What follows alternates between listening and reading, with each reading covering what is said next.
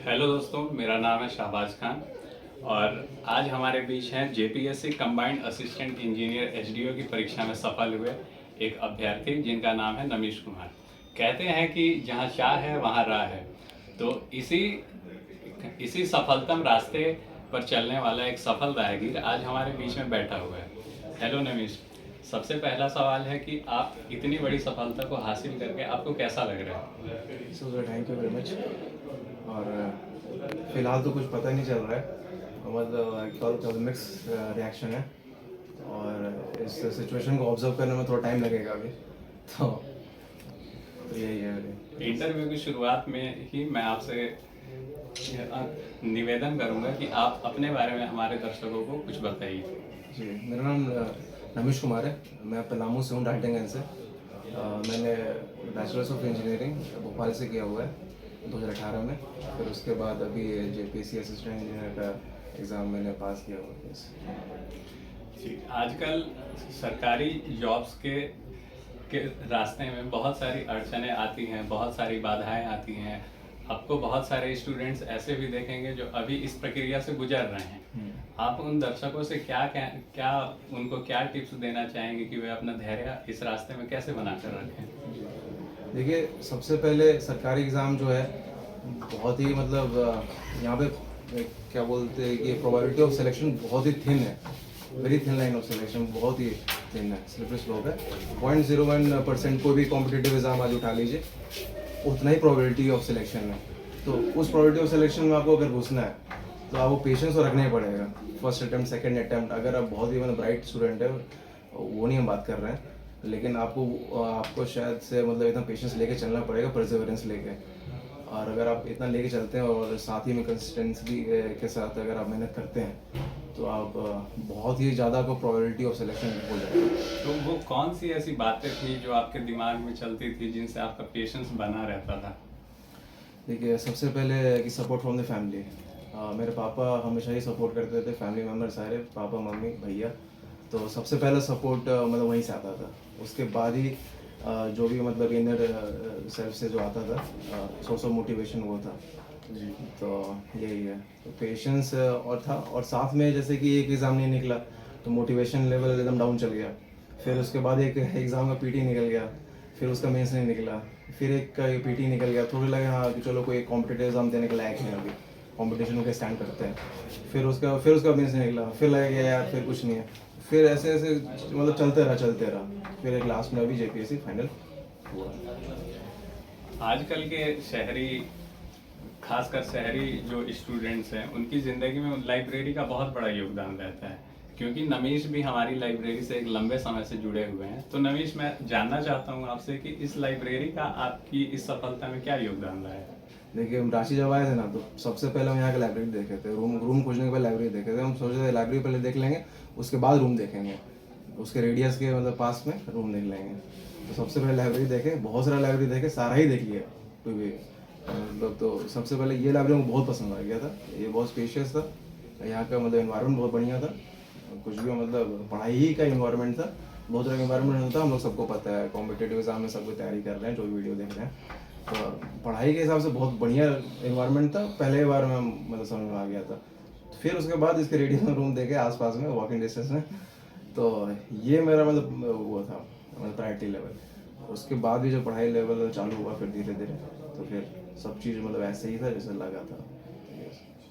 नमीश, क्योंकि आप कामयाब हो चुके हैं, आप एक ऑफिसर बन चुके हैं, तो जो आपको बहुत सारे दर्शक इस इंटरव्यू के बाद आपको देखेंगे, कृपया आप उनसे बताइए कि इस जर्नी में आपकी दिनचर्या कैसी थी, उसके बारे में आप थोड़ा डिस्कस कर दीजिए। देखिए, जब कंपटीशन तैयारी जब चालू किए थे, उस समय मेरा दिनचर्या जो डेली का शेड्यूल था बहुत टाइट था। To be frank, very very tight. उस समय नींद सब कम रहता था। क्योंकि 4 साल इंजीनियरिंग हम कुछ पढ़ाई नहीं किए थे, तो वो सारा चीज़ 1 साल में ही कंप्लीट करना था। और कोचिंग मेरा 13 घंटा चलता था, 7 से 8। और उसके बाद भी जाके रिवीजन करना पड़ता था। तो और ये 13 घंटा वाला स्लॉट 4 महीने के लिए था। फिर उसके बाद नॉन टेक पोर्शन खत्म हो गया था। ये इंजीनियरिंग सर्विसेज वाला हम बता रहे हैं, जो भी इंजीनियरिंग सर्विसेज की तैयारी करते हैं उन लोगों को पता चल रहा होगा हम क्या बोल रहे हैं। 10 सब्जेक्ट जो रहते हैं नॉन टेक का। तो टेक प्लस नॉन टेक, तो ये 13 घंटे का कोचिंग, उसके बाद पढ़ाई, तो बहुत टाइट था। उसके बाद revision, revision is the key, जैसे हम लोग सबको पता है, रिवीजन, फिर उसके बाद रिवीजन, फिर उसके बाद सोना, सोना का टाइम नहीं, 4-5 घंटा, मतलब 1 साल 1.5 साल बहुत ही टाइट शेड्यूल के साथ निकला। फिर उसके बाद एक सर्टेन लेवल ऑफ प्रिपरेशन हो गया था अचीव, तो उसके बाद रिवीजन ही सबसे मेन था और टेस्ट सीरीज मेन था। तो टेस्ट सीरीज मतलब सबसे इंपॉर्टेंट चीज़ है। आपका दोस्त कितना ला रहा है नंबर, आपका दोस्त का दोस्त कितना ला रहा है, जिसके बात भी नहीं कभी की है, उसको भी आप रखते हैं सर्वेलेंस में कि उसका कितना नंबर आ रहा है। तो आपका किसी से नंबर कम है तो मोटिवेशन लेवल गिरता है थोड़ा, या फिर एक माइंड में रहता है ना कॉम्पिटिटिव, मतलब कॉम्पिटिशन लेवल, तो आपका रैंक बढ़िया आना चाहिए। टेस्ट सीरीज में ये रहता है, एग्जाम भूल जाता है आदमी टेस्ट सीरीज में, टेस्ट सीरीज में रहता है कि रैंक मेरा बढ़िया आना चाहिए बस। तो रैंक बढ़िया लाने के लिए आदमी पढ़ता है, तो test series very important for any competitive exam. तो टेस्ट सीरीज हम बोलेंगे एक सर्टेन लेवल ऑफ प्रिपरेशन जब अचीव हो जाए, तो टेस्ट सीरीज बहुत कॉम्पिटिटिव, मतलब आपके आपके मतलब कि अंदर का जो कॉम्पिटिटिव जो नेचर है ना, उसको निकाल देते हैं टेस्ट सीरीज। एक नया विद्यार्थी जो गवर्नमेंट ऑफिसर बनना चाहता है, जब वो शुरुआत करता है तो उसको कहा जाता है कि आप 15-16 घंटे या कम से कम 14 घंटे पढ़ के ही सक्सेस हो सकते हैं, सक्सेसफुल इंसान बन सकते हैं। आप इस पर क्या कहते हैं? आपने भी 14-15 घंटे पढ़ाई की थी। देखिए मेरा उतना लेवल नहीं था, हम तो पढ़े हैं भाई लिटरली, लेकिन सब लोग का मतलब वो लेवल नहीं है। मेरा दोस्त लोग है बहुत बढ़िया है, मतलब 8-8 घंटा भी पढ़ा है, लेकिन रेगुलरली पढ़ा है, तो उन लोग वो भी निकाला है, वो बढ़िया चीज़ निकाला है, ठीक है।